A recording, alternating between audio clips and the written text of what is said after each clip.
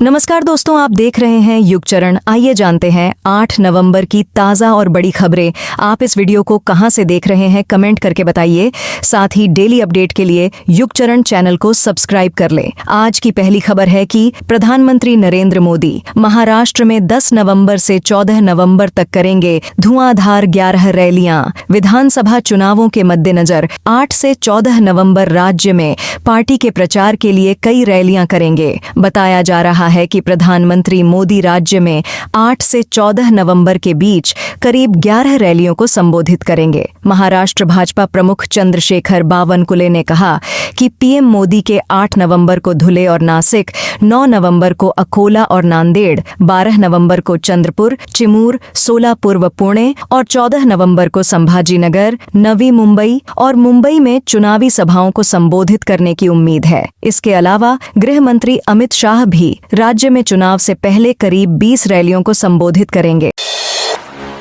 राजनीति से संन्यास लेंगे शरद पवार। महाराष्ट्र में विधानसभा चुनाव को लेकर चुनावी सरगर्मियां जोरों पर हैं। इस बीच राष्ट्रवादी कांग्रेस पार्टी एनसीपी के संस्थापक शरद पवार ने मंगलवार को राजनीति से संन्यास लेने का संकेत दिया। 83 वर्षीय पवार ने कहा कि 18 महीने में राज्यसभा का कार्यकाल समाप्त होने के बाद वह कोई और चुनाव नहीं लड़ना चाहते हैं। इसलिए महाराष्ट्र विधानसभा चुनाव के बाद शरद पवार के रिटायरमेंट की अटकलें लगाई जा रही हैं।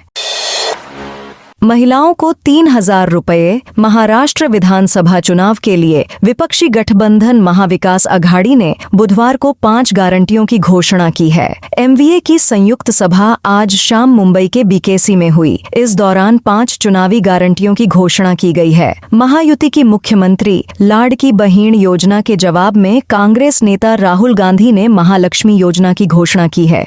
इसके तहत लाभार्थी महिलाओं को हर महीने 3,000 रुपये दिए जाएंगे। हुरुन परोपकारी लिस्ट। शिव नाडर देश के सबसे बड़े दानवीर। HCL के को-फाउंडर शिव नाडर देश के सबसे बड़े दानवीर हैं। शिव और उनके परिवार ने पिछले साल यानी वित्त वर्ष 2023-24 में 2,153 करोड़ रुपए का दान दिया, यानी रोजाना 5.9 करोड़ रुपए दिए। यह जानकारी EdelGive Hurun India philanthropy list 2024 में दी गई है। गुरुवार 7 नवंबर को जारी इस लिस्ट में टॉप पर नाडर फैमिली है। रिलायंस इंडस्ट्री के चेयरमैन मुकेश अंबानी और उनकी फैमिली दूसरे नंबर पर है।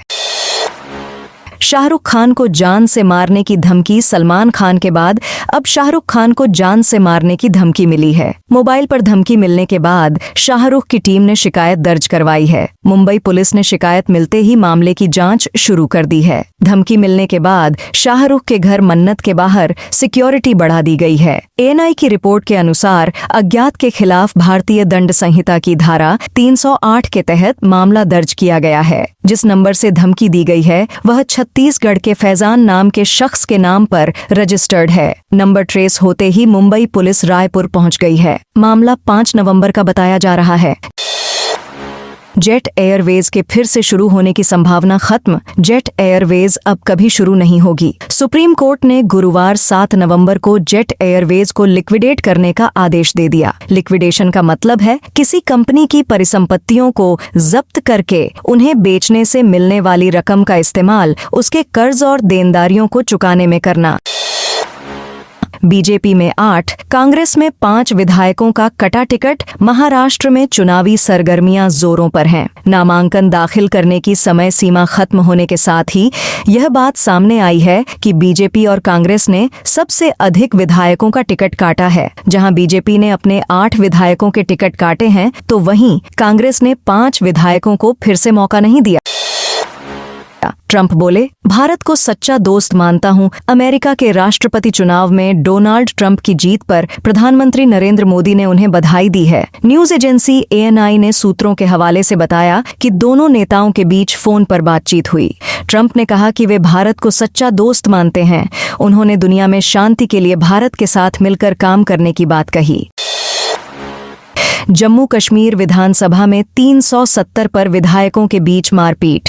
जम्मू कश्मीर विधानसभा सत्र के दौरान गुरुवार को विधायकों के बीच जमकर हाथापाई हुई। सत्ता पक्ष और विपक्षी भाजपा के विधायकों ने एक दूसरे की कॉलर पकड़ी और धक्का मुक्की की। सदन में हंगामे के चलते पहले विधानसभा की कार्यवाही 20 मिनट फिर कल तक के लिए स्थगित कर दी गई। दरअसल लेंगेट से विधायक खुर्शीद अहमद शेख ने सदन में आर्टिकल 360 की वापसी का बैनर लहराया। बैनर पर लिखा था, हम अनुच्छेद 370 और 35A की बहाली और सभी राजनीतिक कैदियों की रिहाई चाहते हैं। भाजपा विधायक और विपक्ष के नेता सुनील शर्मा ने इसका विरोध किया। विपक्षी सदस्य नारेबाजी करने लगे।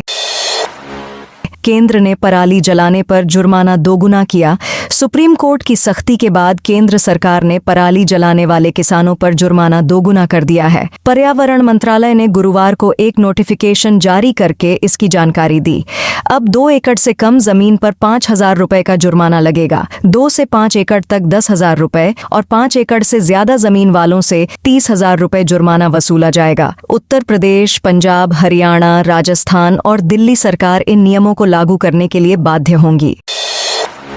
जी एडवांस के लिए अब 3 अटेम्प्ट मिलेंगे। स्टूडेंट्स अब 2 नहीं बल्कि 3 बार जेई एडवांस का एग्जाम दे सकेंगे। एनटीए की नई गाइडलाइंस के अनुसार कैंडिडेट्स के पास अब मैक्सिमम 3 अटेम्प्ट्स होंगे जो वो लगातार दे सकते हैं। इसके अलावा गाइडलाइंस में बताया गया है कि 1 अक्टूबर 2000 को या उसके बाद पैदा हुए स्टूडेंट्स ही इस बार जेई एडवांस दे सकते हैं। हालांकि एससी, एसटी और पीडब्ल्यूडी कैंडिडेट्स को एज लिमिट में 5 साल की छूट दी गई है, यानी 1 अक्टूबर 1995 को या उसके बाद पैदा हुए कैंडिडेट्स।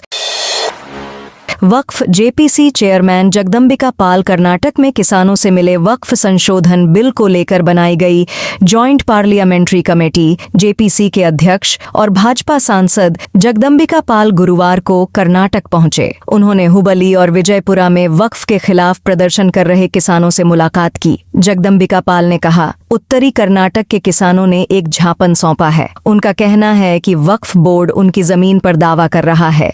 मैंने पूछा है कि क्या उनके पास जमीन का मालिकाना हक है। उनका कहना है कि वे 50 से 70 साल से अधिक समय से वहां रह रहे हैं।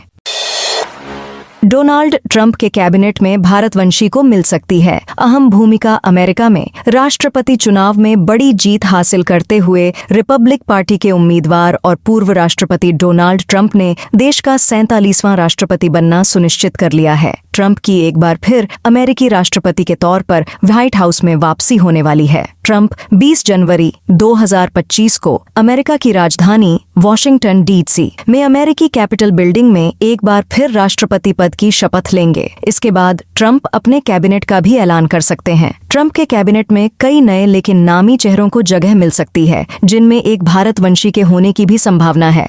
तो दोस्तों, यह थी आज की बड़ी खबरें। आपने अभी तक युगचरण को सब्सक्राइब नहीं किया तो कर लें।